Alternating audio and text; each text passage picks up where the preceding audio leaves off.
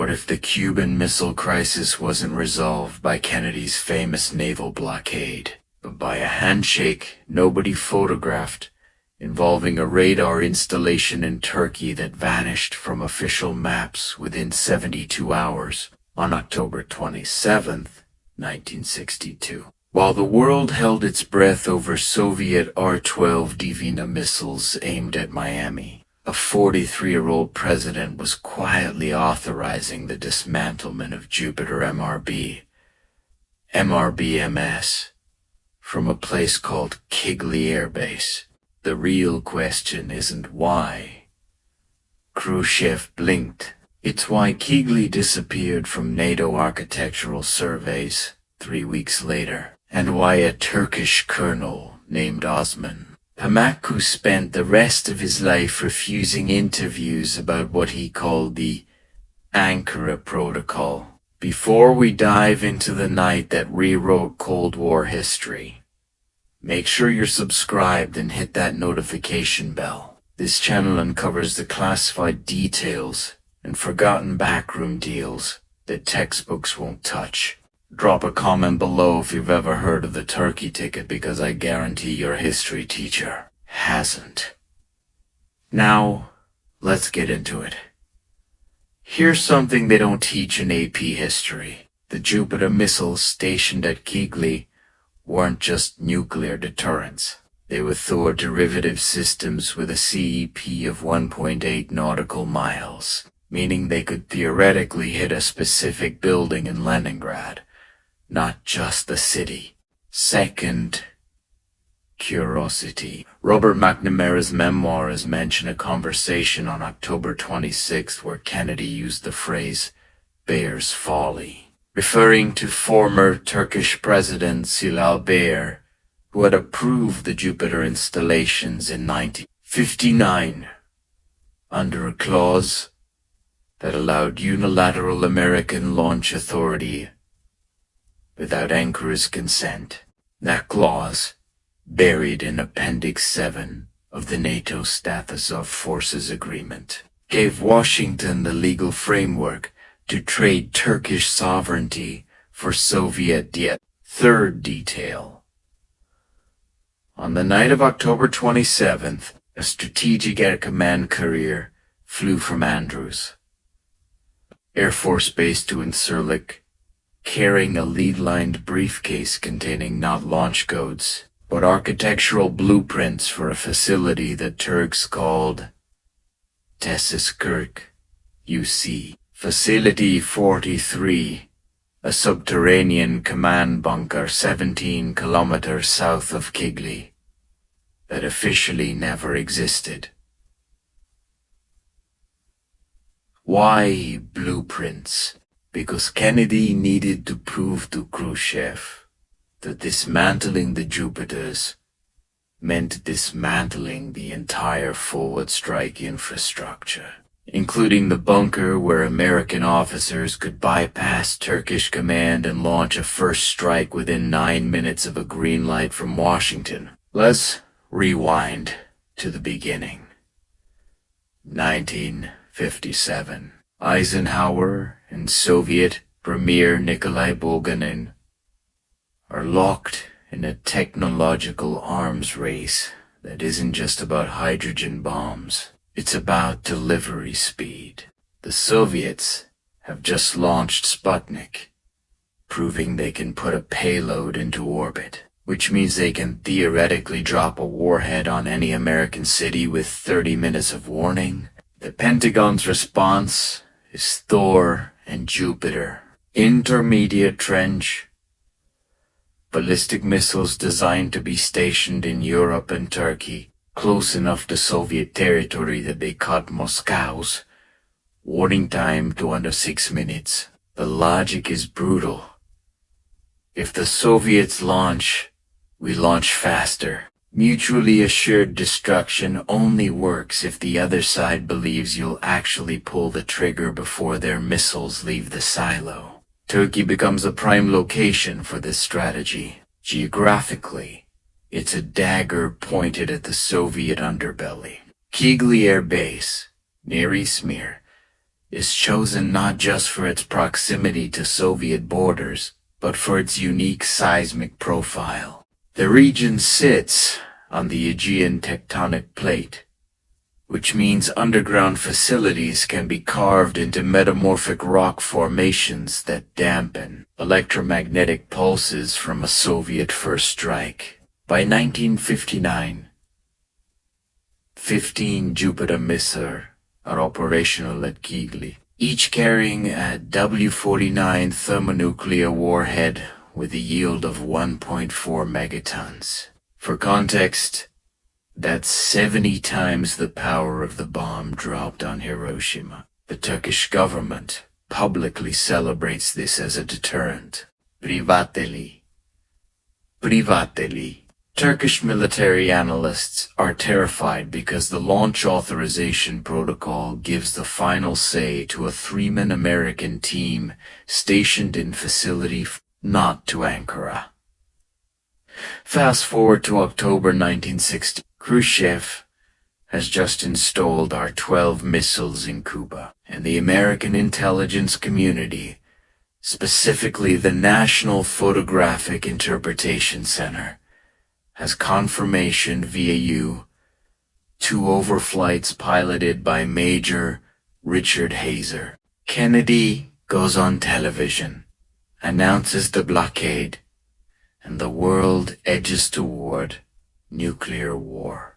But what's happening behind closed doors is a chess game involving a piece most historians overlook: the Jupiter trade.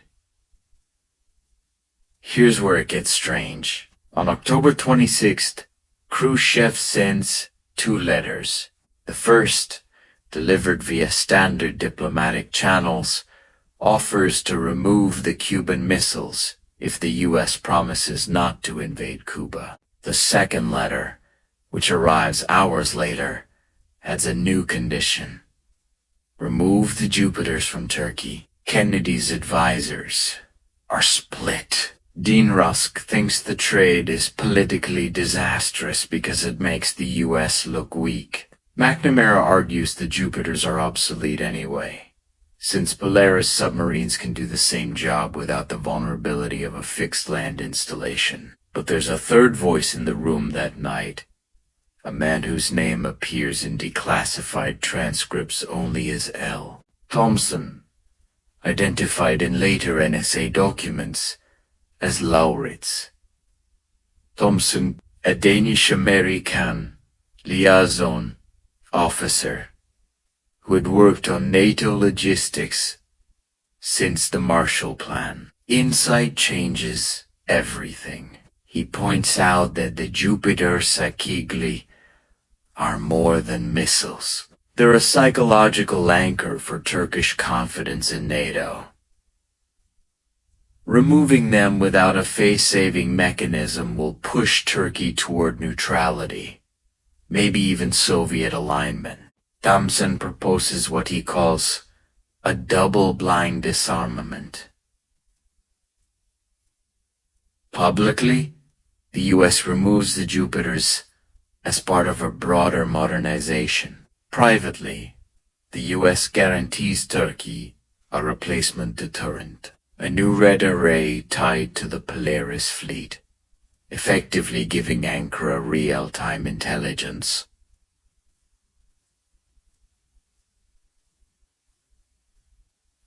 On Soviet movements, the kicker: this replacement is classified at a level above top secret, using a compartmentalized designation called Cerulean Chalice. Kennedy approves the plan, but there's a problem.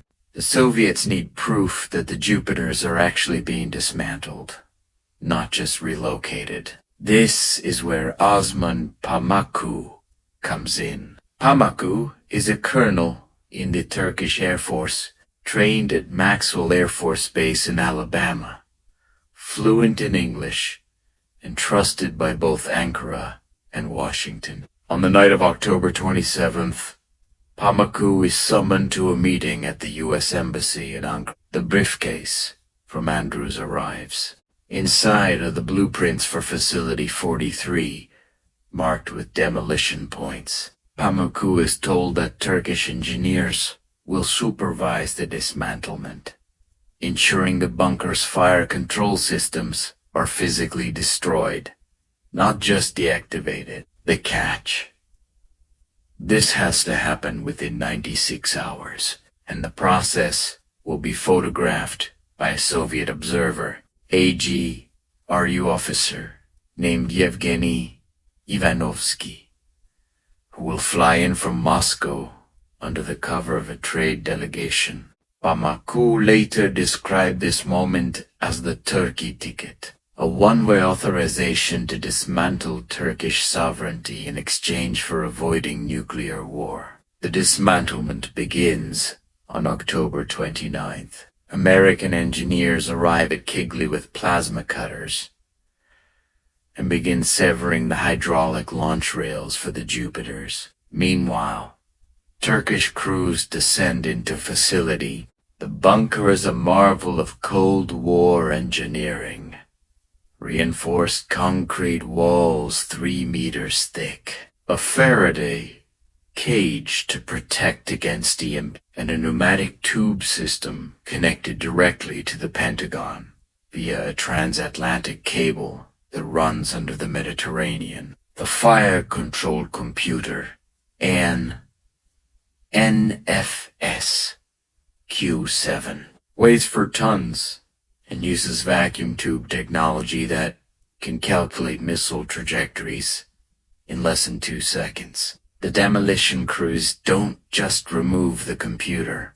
They use thermite charges to melt the circuitry into slag, ensuring no one can reverse engineer the targeting algorithms. Ivanovsky watches from a safe distance, photographing every stage. The photos are flown to Moscow, where Khrushchev shows them to the Politburo as proof that Kennedy is honoring the secret deal. But here's the twist.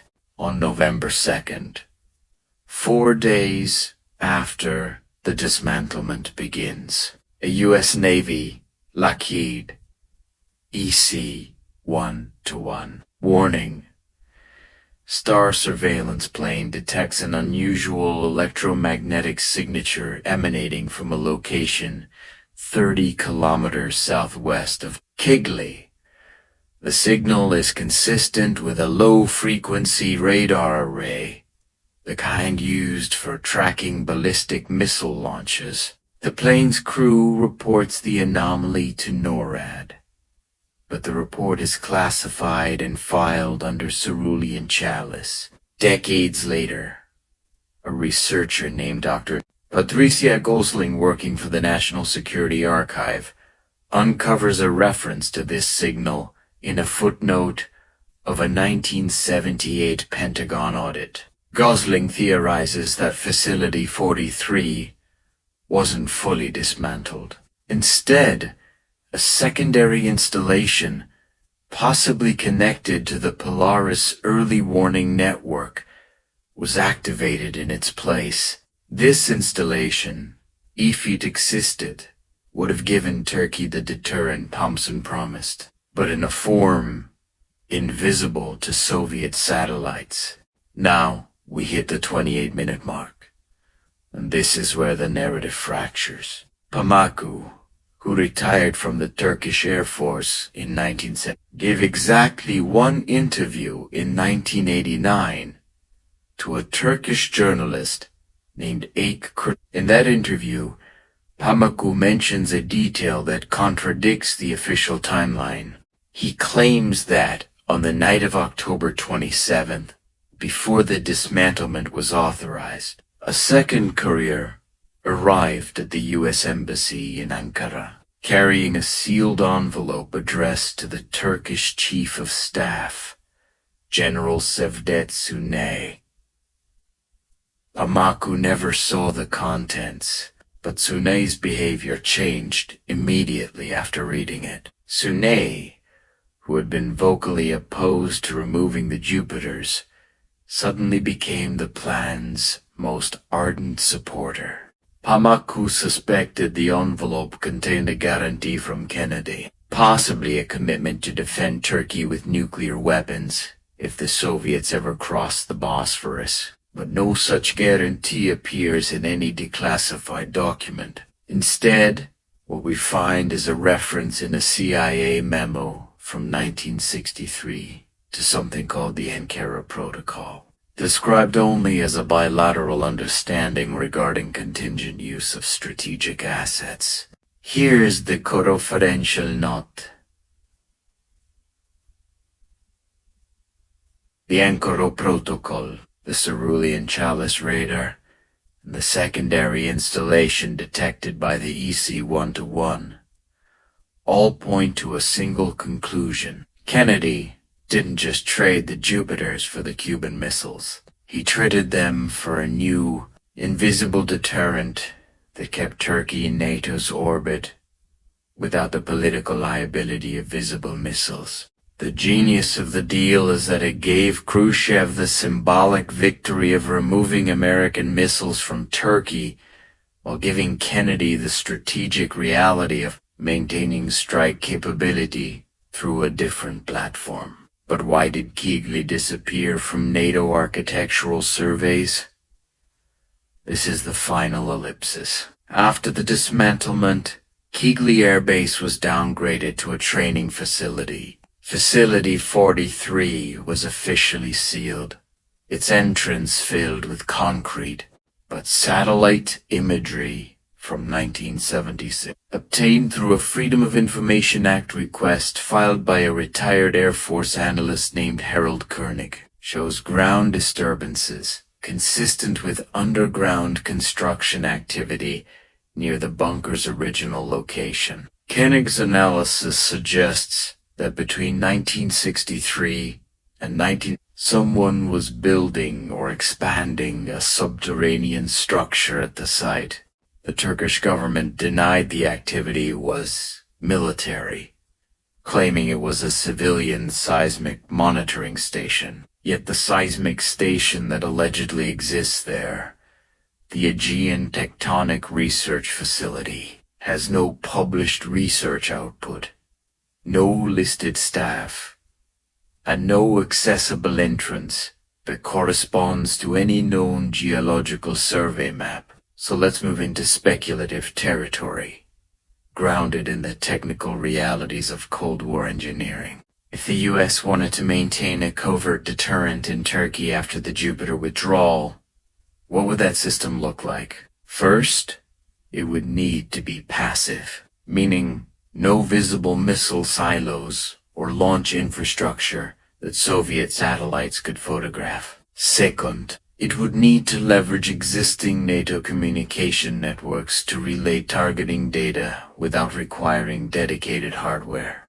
Third, it would need to integrate with the Polaris submarine fleet, which by 1963 was carrying 1 missiles with a range of 2,500 kilometers. A land-based radar array positioned in western Turkey could provide real-time tracking of Soviet missile launches, shaving precious minutes off response time and allowing Polaris subs in the Mediterranean to pre-target Soviet installations with precision that wasn't possible with the older Jupiter systems. The technical specs here matter. A phased array radar system, similar to the ANFPS-49 deployed in Greenland, could detect ballistic missile launches up to 4,000 kilometers away. If such a system was installed near Çiğli, disguised as a seismic station or an agricultural research facility, it would be functionally invisible to Soviet reconnaissance, while providing NATO with a strategic advantage that exceeded the capabilities of the Jupiter missiles. The energy signature detected by the EC-121 in 1962 matches the operational profile of an early phased array radar, specifically the low-frequency emissions consistent with ionospheric bounce tracking, a method used to detect launches beyond the horizon. crypto.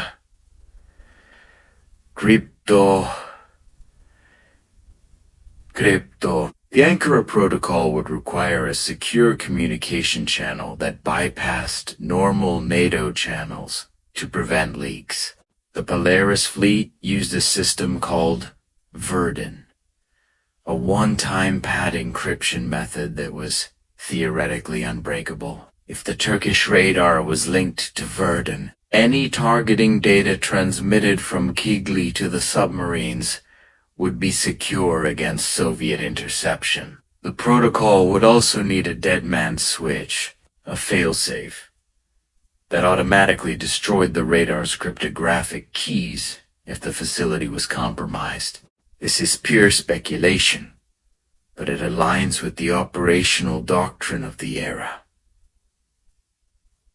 Let's talk about the human element. Why did Pamaku spend the rest of his life refusing interviews? One possibility is that he signed a non-disclosure agreement with penalties severe enough to deter him from speaking. Another possibility is that he witnessed something during the dismantlement that convinced him the official story was a cover.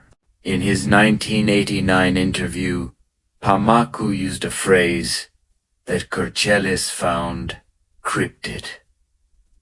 The walls, remember, when pressed, he refused to elaborate, saying only that certain facilities have a way of preserving their purpose even after they're officially decommissioned. This sounds poetic, but in the context of Cold War engineering, it could refer to residual systems, backup infrastructure that remains functional even if the primary installation is destroyed.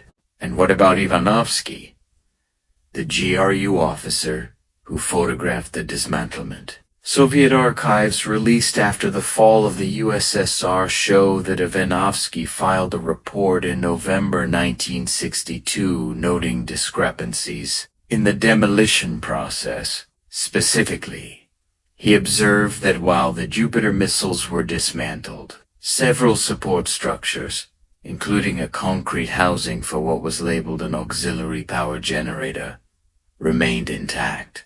Ivanovsky recommended further surveillance, but his report was apparently ignored by Moscow, likely because Khrushchev had already declared victory in the crises and didn't want to reopen the issue. That auxiliary power generator, according to Koenig's later analysis, was positioned directly above the suspected location of the secondary installation. Generators don't need 3-meter-thick concrete housings unless they're protecting something else. Here's the final.